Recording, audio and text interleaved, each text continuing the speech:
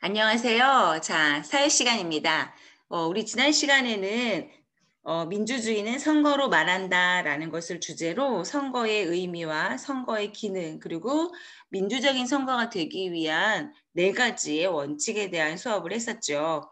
보통선거, 평등선거, 직접선거, 그리고 비밀선거와 그다음에 이 선거를 반대로 어떻게 설명했는지에 대해서 여러분이랑 살펴보았는데요. 오늘은 공정한 선거를 위해서는 어떻게 해야 할까라는 것을 주제로 여러분과 함께 공부해 보려고 합니다.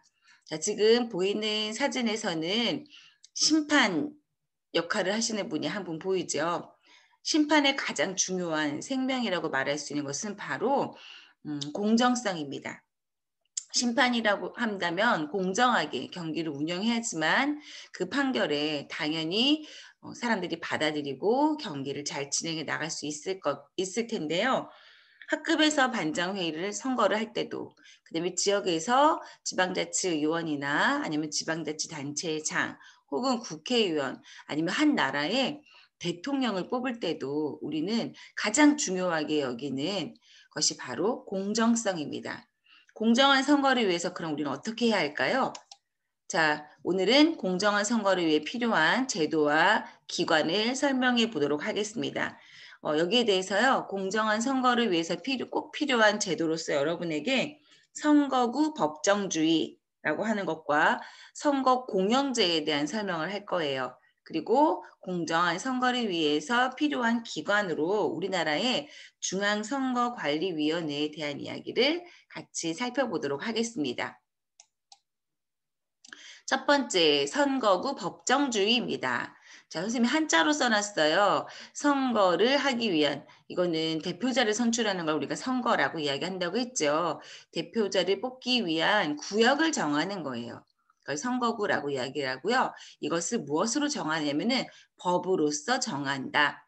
만약에 법으로 정하지 않으면 어떤 문제가 생기는지 한번 여러분이 잘 생각해 보도록 하세요. 자, 선거구란 지역별 대표자를 뽑는 선거에서 일반적으로 행정구역에 따라 선거구역을 나누는데 이것을 선거구라고 한다.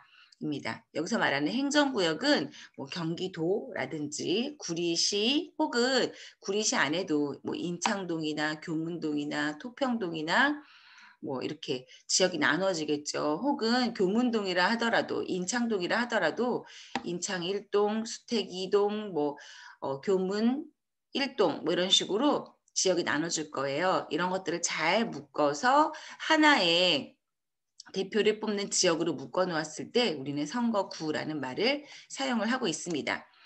자, 이렇게 선거구를 묶는 구역을 우리는 구역을 정하는 것을 우리가 획정한다라고 이야기하는데 선거구를 어떻게 획정하느냐에 따라서 선거 결과가 매우 달라질 수 있어요. 잠시 후 여러분과 한번 확인해 보도록 하겠습니다.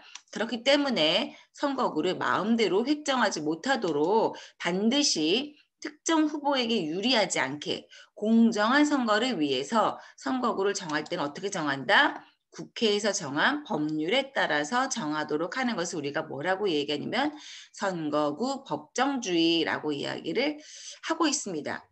자, 실제로요, 선거구를 법으로 정하지 않아서 문제가 된 사례가 있습니다. 자, 미국에서 있었던 게리맨더링이라고 하는 사건이에요. 한번 여러분과 함께 확인해 보도록 할 텐데요. 자, 특정의 정당이나 후보자에게 유리하거나 불리하도록 선거구를 일방적으로 결정하는 것을 뭐라고 한다? 게리맨더링이라고 합니다. 자, 이 용어는 미국의 매사추세츠주 상원의원 선거에서 주지사로 있었던 게리라고 하는 사람이 속한 공화당은 잘 보세요, 여러분. 5만 164표를 얻고 29명의 당선자를 낸 데 비해서 민주당은 5만 1,766표를 얻고도 11명밖에 당선자를 내지 못했던 사건이 있었습니다. 이게 뭐가 이제 문제냐면요. 더 많은 표를 얻었는데 당선자가 반도 안 되게 나왔다라는 거죠. 자, 이렇게 됐던 이유는 새롭게 만들어진 선거구가 공화당에게 유리하게 정해졌기 때문에 벌어진 일이었습니다. 매우 불공정한 일이었다라는 거죠. 이때 만들어진 선거구의 모양이 오른쪽 한번 그림 봐주세요. 괴물같이 생겼죠. 자, 이게 바로 그리스 신화에 나오는 살라맨더를 닮았다라고 해서요. 게리와 살라맨더를 합쳐서 게리맨더링 혹은 게리맨더라는 뜻으로 부르게 되었죠. 자, 어떻게 살라맨더는 어떻게 생겼는지 궁금한가요? 자, 이게 바로 살라맨더예요. 여러분 게임하다가 본 친구들도 있을 거고요. 많이 여러분이 봤던 영화 중에는 해리포터 시리즈 중에 첫 번째 시리즈에 나오는 해리포터와 마법사의 돌이라고 하는 내용이랑요. 혹은 여러분이 본 영화 중에는 신비한 동물 사전 그런 영화 본 친구 있을 텐데요. 그때 어, 연금술사들이 마법을 통해서 돌을 금으로 만드는 이런 과정이 나오는데 돌덩어리가 금이 되기 직전에 불 속에서 이렇게 생긴 도마뱀 같이 생긴 모양의 이런 뭐죠? 살라맨더가 나와서 춤을 춘다라고 하는 장면들이 나와 있습니다. 이제 요걸 빗대어서 게리맨더링이라고 하는 말이 빗대어서 만들어진 거죠.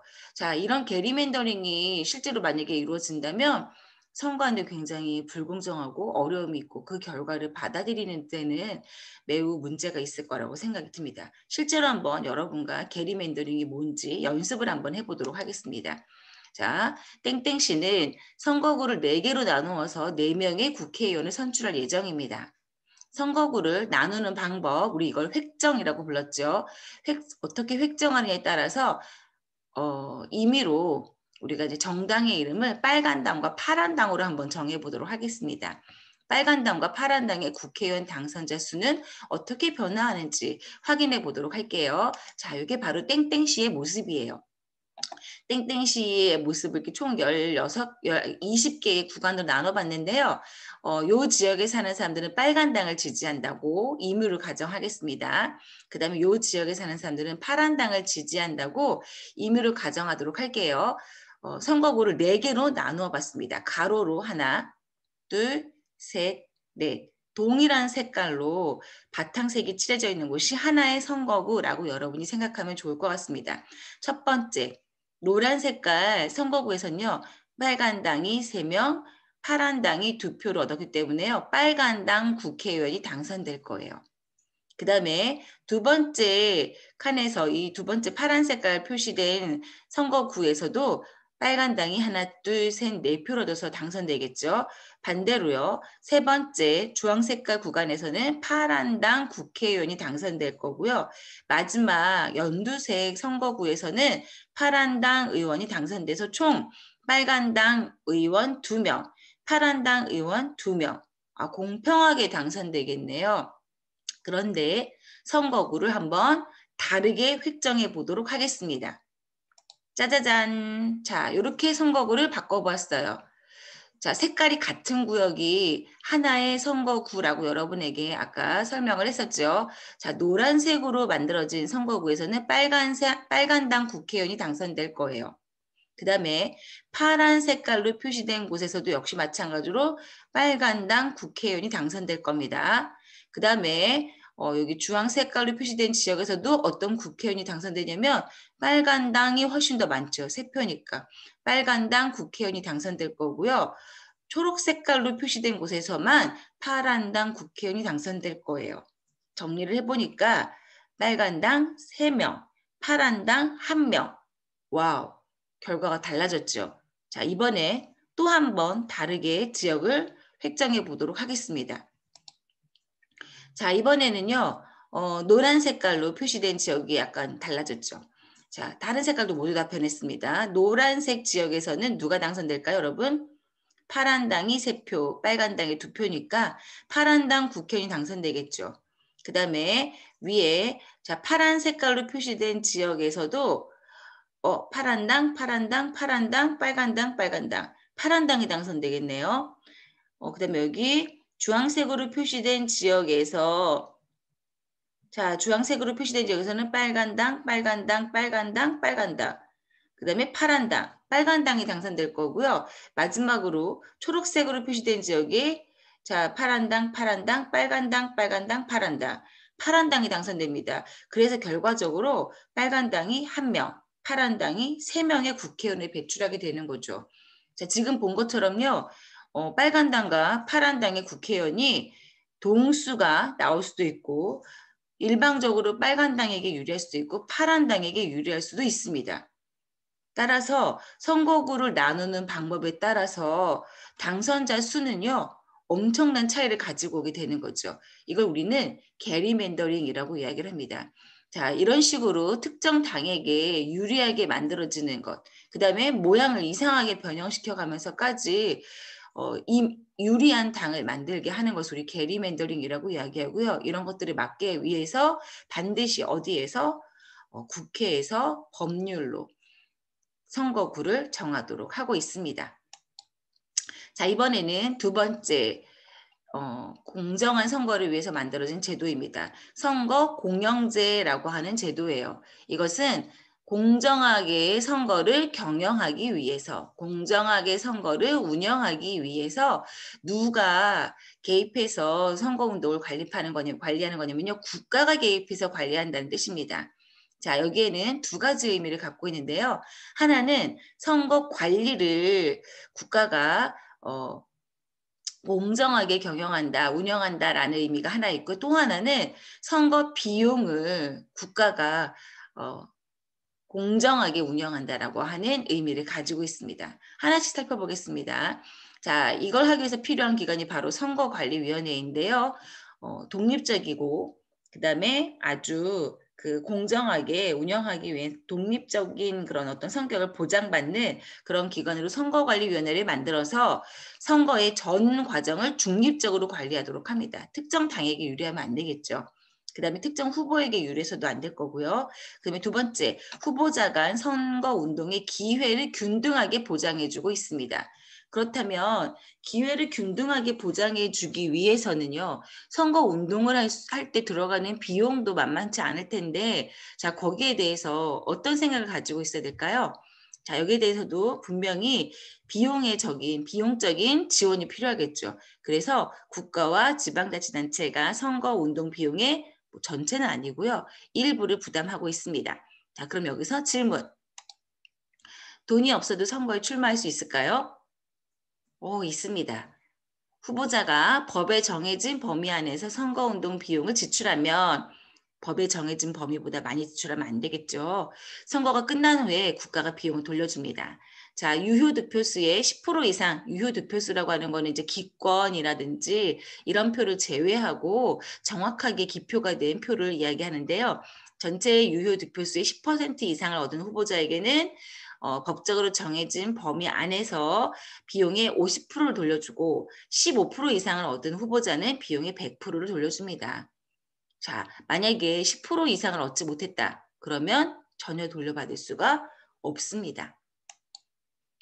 세 번째, 자, 이런 공정한 선거를 유지하기 위해서 만들어 놓은 국가기관이 있습니다. 대표적인 기관으로 선거관리위원회라고 하는 것이 있는데요. 중앙에는 중앙선거관리위원회가 있고요. 각 시도에는 시도에 따른 중앙선거관리위원회가 다 만들어져 있습니다. 자, 이것은 헌법과 법률에 의해 독립을 보장받는 국가기관이에요. 그래서 독립을 보장받는다는 것은 대통령이라고 하더라도 함부로 선거관리위원회의 업무에 개입하거나 뭐 이렇게 하세요, 저렇게 하세요, 명령하거나 할 수 없다라는 의미입니다. 자, 이곳에서는요, 선거 사무를 담당하고 있고요. 그 다음에 국민 투표를 담당하고 있습니다. 공정한 관리와 정당에 관한 사무를 담당하고 있죠. 자, 첫 번째 그림 볼까요? 공정선거 캠페인도 하고 있고요. 두 번째 그림 자세히 한번 볼까요? 지금 머리가 완전히 백발인 어르신이 보이고 있는데요. 팔에 지금 선거를 할 수 있는 기표를 할 수 있는 그 도장을 손목에다가 걸고 찍고 계십니다. 아마 팔이 불편하신 분인 것 같은데요.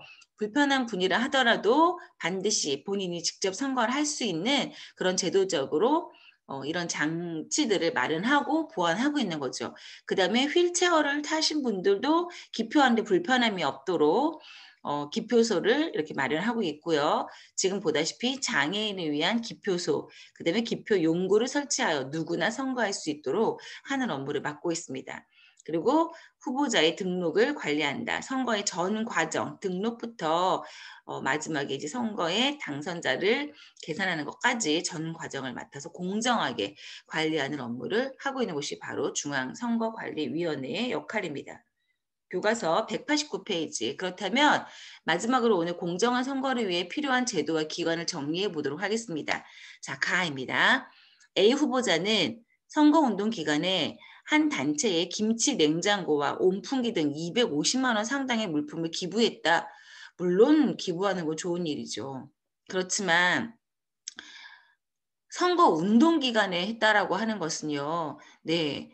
한 단체에 이렇게 물품을 기부했다. 그리고 이게 가슴에 기호 0번 사진도 반짝하고 찍었겠죠. 자, 이렇게 하는 것은요. 어 그 선거에 그러니까 선거에 있어서 비용을 지나치게 많이 지불하게 되고요. 그다음에 물품 선거에 우려가 있습니다. 공정한 선거를 치르고자 할 때는요. 선거운동 기간이 아닌 기간에 기부하는 것이 가장 바람직할 거고요. 선거운동 기간에는 특정 단체에 이렇게 기부하거나 아니면 다른 사람에게 물품이나 혹은 향응을 대접하지 못하도록 되어 있습니다. 준 사람도 받은 사람도 50배의 벌금을 내도록 되어 있는 거 아마 여러분들이 현수막에서 많이 보았을 거라고 생각이 듭니다. 그다음에 나번입니다. B 후보자는 상대 후보자의 배우자와 자녀를 비방하는 내용의 허위 사실을 퍼뜨렸다. 네, 허위 사실은 평상시에도 퍼뜨리면 안 되는 건데 지금 이게 흑색 선전을 했다라는 거죠. 말하자면 이런 경우에는 절대 온당한 선거운동이라고 말할 수가 없습니다. 실제로 선거는요. 흑색 선전이나 비방으로 이루어져야 되는 것이 아니라 정책 대결로 이루어져야지만 공정한 선거가 이루어진다라고 말할 수 있는 겁니다. 마지막으로 답번입니다. C 후보자는 선거 당일 투표소 앞에서 자신을 지지해달라는 선거운동을 했다. 우리 지난번에 여러분이랑 한 표의 소중함에 대해서 이야기를 할 때요. 선거 당일에 마지막 시간까지 계속 선거 운동을 하다가 투표소에 5분 늦게 도착해 가지고 한 표 차이로 당선되지 못한 미국의 어느 후보에 대한 이야기를 했었죠. 자, 선거 운동은요. 선거 투표일 전날 밤 12시 그러니까 자정까지만 선거 운동을 할 수 있도록 되어 있습니다. 당일에는 선거 운동을 할 수가 없습니다. 자, 활동 1번 여러분이랑 같이 한번 해봤고요. 활동 2번 가부터 다와 같은 문제를 해결하기 위해서 어떤 제도와 기관이 필요한지 짝꿍에게 설명해 보자 라고 했는데요. 여러분 선거 공영제가 왜 필요한지에 대해서는요. 오늘 과제로 제출하도록 하겠습니다. 자, 오늘은 공정한 선거를 위해서 필요한 선거구 법정주의와 선거 공영제 그리고 이러한 선거 사무를 관리하기 위한 선거관리위원회에 대한 수업을 진행했습니다. 수고하셨습니다.